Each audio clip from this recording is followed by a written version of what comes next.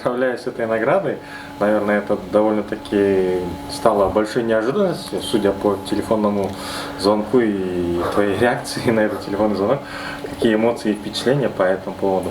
Ну да, это было неожиданно. Это заслуга всей нашей команды. Я думаю, каждый игрок нашей команды заслуживает этой награды.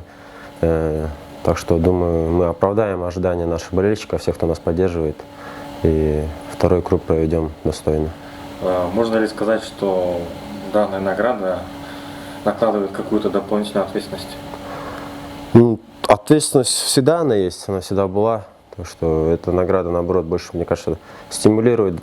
В следующем месяце, может, еще, дай бог, стану лучшим. Так что больше вперед, и думаю, все будет хорошо.